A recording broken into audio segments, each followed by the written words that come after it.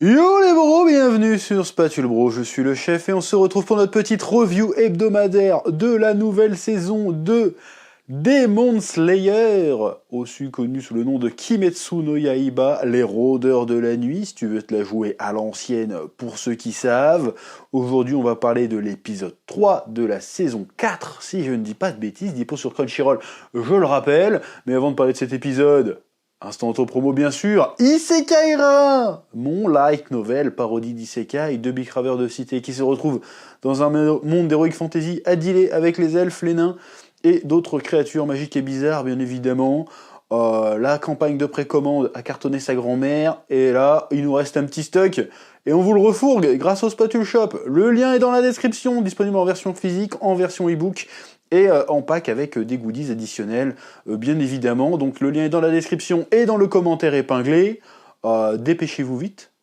Et puis voilà, place à la review. Oui. Alors, qu'est-ce qu'on a pensé de cet épisode 3 de Demon Slayer? Eh ben, un épisode fort sympathique.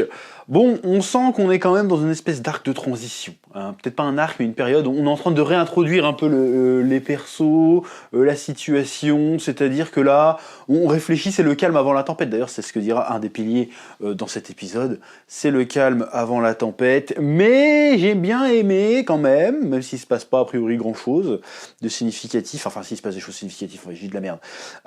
C'est la place de Tanjiro, de ce bon vieux Tanjiro au sein de l'organisation des pourfendeurs.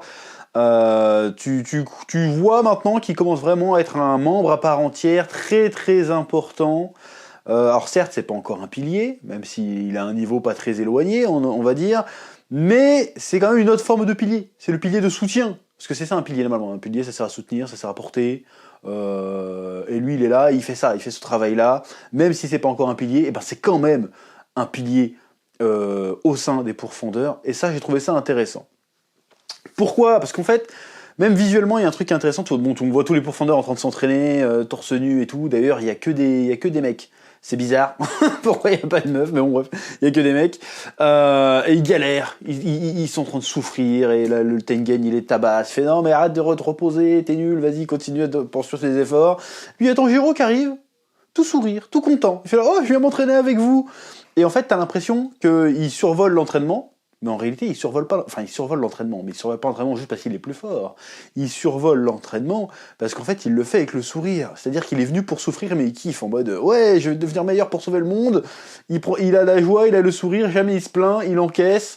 Il en fait 10 fois plus que les autres, mais il s'en fout, il est pas en train de se comparer avec les autres, il est en train de kiffer l'instant, de kiffer le moment, il prend il trouve du plaisir, j'allais dire il trouve du plaisir dans la souffrance, mais là ça va devenir bizarre, mais il sait que ce qu'il est en train de faire est important pour la suite, donc il est content, il est heureux d'être là, alors que les autres ils sont souffrants, genre oh, vas-y je veux esquiver l'entraînement, c'est trop dur et tout.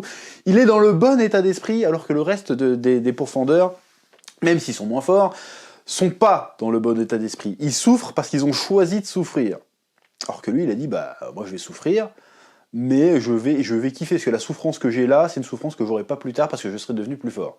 Donc ça, j'aime bien le délire. Et puis même visuellement, tu vois tous les autres pourfendeurs qui sont... Ils sont tout nets, tout beaux gosses, ils ont la police, tu vois. Alors que quand Tanjiro, il arrive, il a des cicatrices partout. Il a des cicatrices partout. C'est-à-dire que le gars, en fait...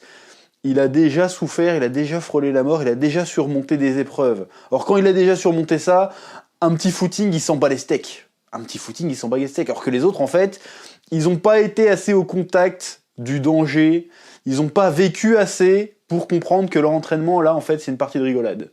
J'ai bien aimé cette image-là. Les gars, ils sont tous là, beaux gosses, pas une cicatrice, machin. Tanjiro, il arrive, il a des cicatrices partout, les bousillés, et pourtant il les éclate. Même le Tengen, il lui manque un œil, il lui manque une main, et pourtant il les défonce tous. Parce qu'en fait, les gars, ils ont du vécu, ils ont des cicatrices, ils ont affronté des épreuves pires que ça. Et en fait, ils les préparent aux épreuves à venir, et ils se rendent compte que l'entraînement, en fait, c'est de la gnognotte comparé à ce qu'il y a derrière. Donc profitez d'être à l'entraînement pour vous améliorer. Et d'ailleurs, c'est ce qui arrive, c'est que Tanjiro, il arrive à les inspirer. Parce que justement, il arrive, il est tout sourire, il kiffe, et puis, plutôt que ils auraient pu être frustrés, les mecs, en voyant Tanjiro survoler l'entraînement, ils ne survolent pas, tu vois, qu'ils souffrent quand même, mais il les éclate à l'entraînement, ils auraient pu être jaloux de lui quand on le voit qu'il arrive à croiser le fer avec Tengen, bon, il galère un peu, mais il s'en sort très très bien, et au lieu de les pourrir, de leur pourrir le moral, et ben en fait, ça les a motivés.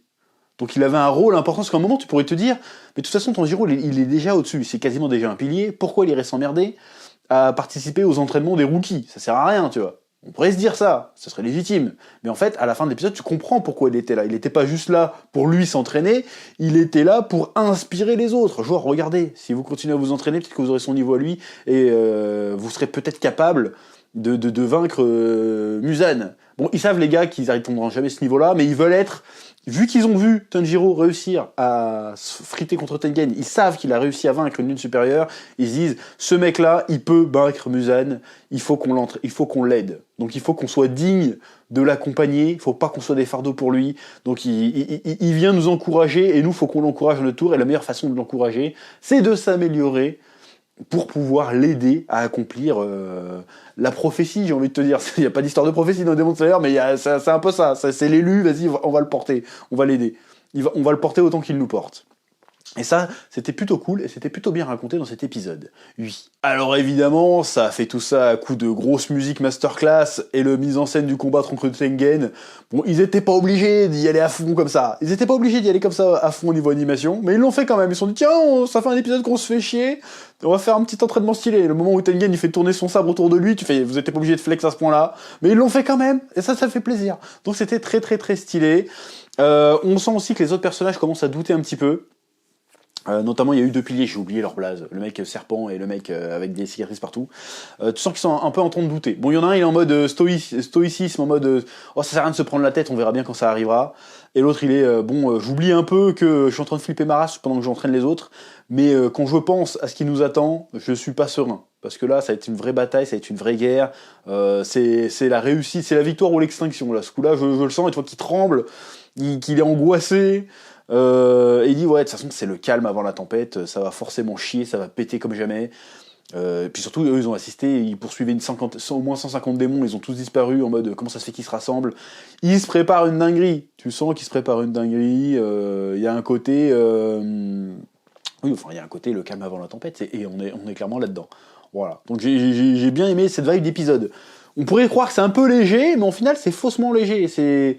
T'inquiète, les personnages respirent un petit peu.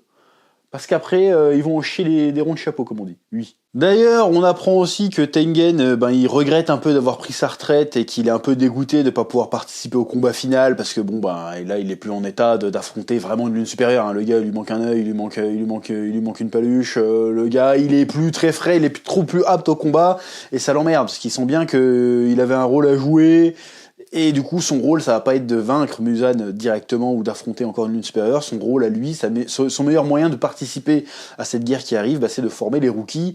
Et finalement, ça nous montre aussi que c'est pas une question de puissance, c'est pas une question de capacité, c'est une question de volonté. C'est que chacun, à son échelle, peut participer à la victoire à sa façon. Il n'y a pas besoin d'être le plus balèze à l'épée, il n'y a pas besoin d'être le plus courageux ou quoi que ce soit, il faut juste être là et avoir envie d'aider, d'apporter sa petite pierre à l'édifice. Et ça, encore une fois, c'est beau, il y a un côté esprit de corps qui est plutôt sympathique. Alors tu me diras, les démons aussi ont cet esprit-là, mais ils l'ont imposé chez les démons. Ils sont obligés d'obéir à Muzan, il y a un côté vraiment méga hiérarchique, alors que chez les pourfendeurs, alors certes, il y a une hiérarchie aussi, mais c'est un peu plus horizontal, pour passer en mode entreprise. C'est un peu plus, vas-y, mais vous avez tous votre rôle à jouer, c'est pas vous devez tous juste obéir. C'est qu'on a besoin de tout le monde pour accomplir notre objectif.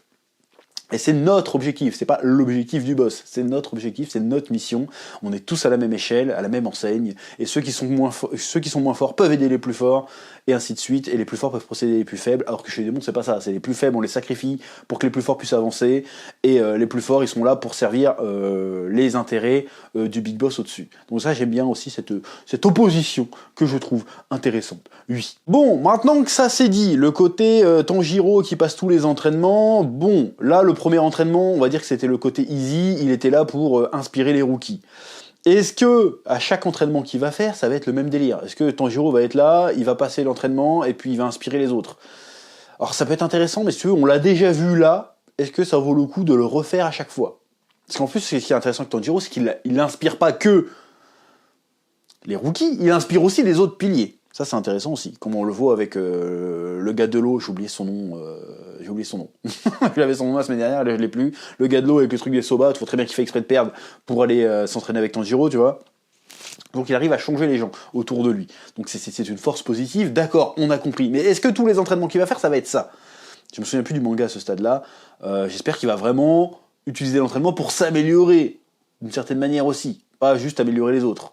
Donc j'espère que ça va pas être redondant et que ça va pas être tout ça, tous les épisodes.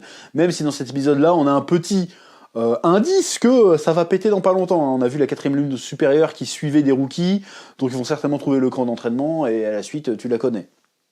Donc on va voir ce que ça va donner. En tout cas, j'ai bien aimé ce 3ème épisode, je trouve qu'on renoue un peu avec la subtilité et l'énergie de Demon Slayer. Là, il nous manque juste la baston épique de fou et les émotions brutes, tu vois. Mais on va y arriver, je n'en doute pas. Voilà, donc un très bon épisode, encore une fois, que j'ai trouvé très intéressant. Voilà, là on kiffe. Voilà, j'espère qu'on va pas s'embourber après plus tard, on verra bien. C'est à peu près tout ce que j'ai à dire pour cet épisode. Je vous laisse le soin de me dire ce que vous en avez pensé dans les commentaires, de mettre un pouce bleu comme d'habitude, et je vous dis à très bientôt sur Spatule Bro pour de nouvelles vidéos. Oui.